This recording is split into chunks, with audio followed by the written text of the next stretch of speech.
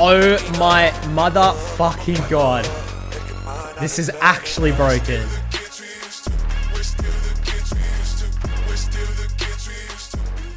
There's a lot of weird and wacky picks getting about in the mid lane right now in high elo games around the world. Though I guess the most obvious strategy right now is Smite mid laners and also the funnel strategies. So for the Smite mid laners, guys, you've got champions like the Talon I made a video about last week. You've also got Aatrox appearing quite a lot in the high elo Korean games.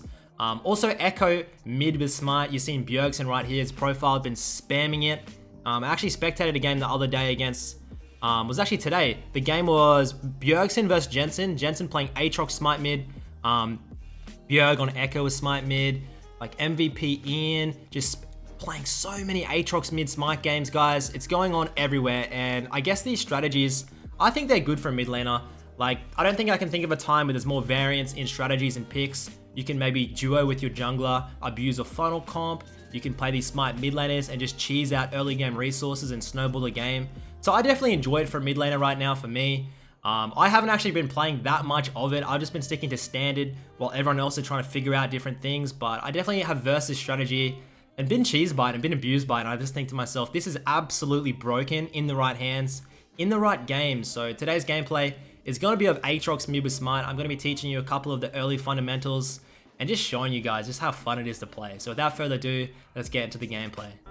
So obviously, guys, when you go the Smite mid laners, you're looking to take a camp and then run to lane at level 2.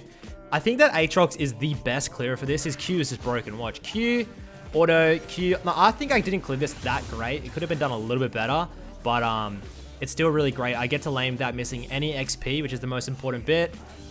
Get level 2. Now, I level W here, but I've seen most people level E second, which seems to be a little bit better. I think into a Fizz, I should have done E, but anyways, I've done W, pulled him back, got the all-in. Didn't even have to blow my flash. People don't expect this all-in. Like, nobody still when I play this, not many people understand how this champion works. So you can Q buffer the animation. So you Q and then you can E to slide forward and catch people off guard. So anyways, now I'm going to be getting to the gameplay of the guy I've been watching, which is the Korean rank 6 player. He's been playing a lot of Smite mid laners, mainly Aatrox. And the runes he's been running is mainly Electrocute, with bone plating. He's also been doing every now and then, and I see a lot of other mid laners doing this, doing the Comet route. The Nimbus cloak when your ults is actually really useful, but as of right now, I'm feeling the Electrocute is a little bit better, a little bit more cheesy, and you can get that level 1 kill that everybody will, level 2 kill, sorry, that everybody's going for.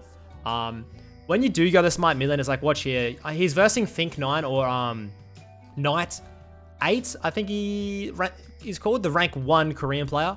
So obviously, if they see you going Smite, a lot of the times they're going to come over to this Wraith camp and try and contest it. You've just got to be careful here, guys. Like, sometimes it's better to just not do the camp, clear mid, than do the enemy camp while they're shoving. Just as a little bit of a safety net. Like, right here, he's going to risk it to get the clear on. The Zoe comes up. And if you're the Zoe and you get the steal here, it's huge. But if you do not, you can just ruin your entire laning phase. Comes into the lane. See how he's done the E second?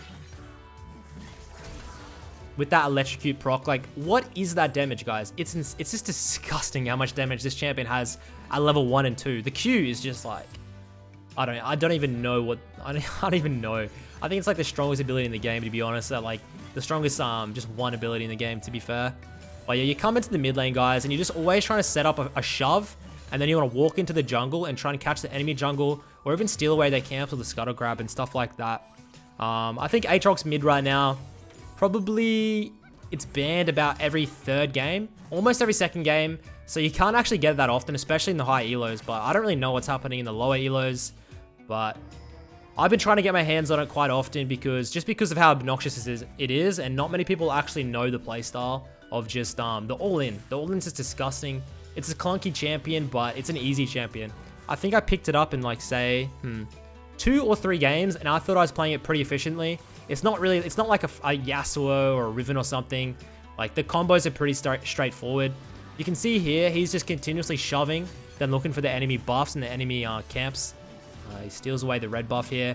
And I just imagine, like, it's like the Talon. It's so annoying to verse. If you're the enemy jungler, you pretty much just spam. A lot of them will just start spam FFing. They're like, why is my mid laner not helping me? why isn't my whole team collapsing on this player? But it's like, you can't. You simply can't because you're so mobile. You have an inbuilt GA. It's just disgusting. Just this champion, to be honest. It's so frustrating when you're versing a strong one. So as you can see here, pops the ultimate. Looks for the turn on the Kindred. And just bops her. It's just like, look at his items. He's not even that far ahead at the moment. And you can still pretty much 3Q with a couple of autos weaved in between onto the enemy jungler. And like the Kindred wasn't even that far behind. As a full build path on Aatrox, guys, I've been seeing a lot of different things. Everything is revolved around CDR though. So I've been seeing Black Cleaver Rush into Death Dance. This guy actually went Death Dance. He goes Death Dance, Black Cleaver, GA, or Death Dance, Black Cleaver, Starax. Builds like that are the most efficient at the moment. You can, I mean, if you want to, you can drop in for something like a Hex Drinker if you need like a triple AP comp or something like that. But I do definitely recommend trying to give it a go and trying to pick it up. It's one of the stronger picks on this patch. You can see, I think he's been spammed in competitive games. There's only been a couple of mid lane games, but mostly top. And as long as you have it, like the champion is very strong early, right? And the meta favors these strong early picks that dictate the early game and snowball the mid to late. A lot of people, the games aren't even going to get to the later stages of the game where Aatrox is pretty much useless. I'd say about after 30 minutes or so, when everyone's getting 3-4 items, you can pretty much just kite him out. He's not that hard of a champion to play against if you know his combos. But obviously, I mean, not many people actually know his combos. I'm thinking about doing a video soon also on Echo mid with Smite. Like, Bjerg has been spamming it. I'm going to give it a go tonight on stream and to see how it feels, because I love Echo. One of my favorite champions, but I thought in the meta right now it was kind of clunky. It wasn't really in fit with how every other champion in the matchups were going, so maybe I'll give it a go. But yeah, as you can see here, guys, he's 130 CS at 12. It's not, like, pretty much all the challenger mids are averaging 10 to 12 CS per minute on this champion. Even if you get behind early, the CS is really going to bring you into the game with your items. Gets that Black Cleaver. Merc Treads are also extremely important on this champion, obviously, because you run on top of people. And just somebody like a Zoe, any of these mid laners that have like stuns or CCs or slows and stuff, Merc Treads is going to help a lot.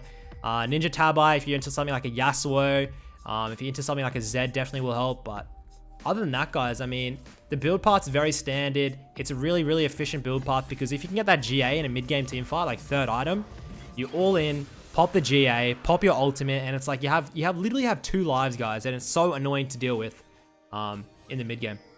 I honestly think if the enemy does pick Aatrox mid, like, it's kind of hard to tell, but things with dashes seem to do really well into him, like Echo, like Fizz, like Ahri, I feel.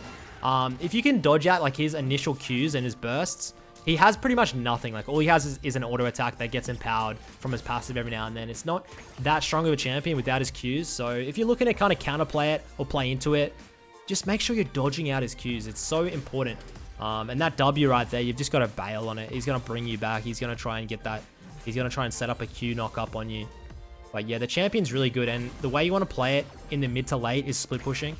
The champion's super strong in like strict 1v1s, 1v2s. So if your champion's like that and can take down towers pretty quick, I definitely recommend the split push strategy. Team fighting for you is not going to go too well, guys, because you can just be CC'd up and kited, but in a side lane, continuously shoving, taking all the farm, you're going to benefit a lot more from doing that than just simply grouping on grouping. You want to be on the side lane, splitting the objective. Obviously, you don't have teleport, but you want to be bringing 1 to 2 members over to the side lane, getting the kills on them, getting the summoner spells. Like, look at this. They've literally got 3 people here, and he's just bopping them all. Pops the ultimate, inbuild GA, just go all in.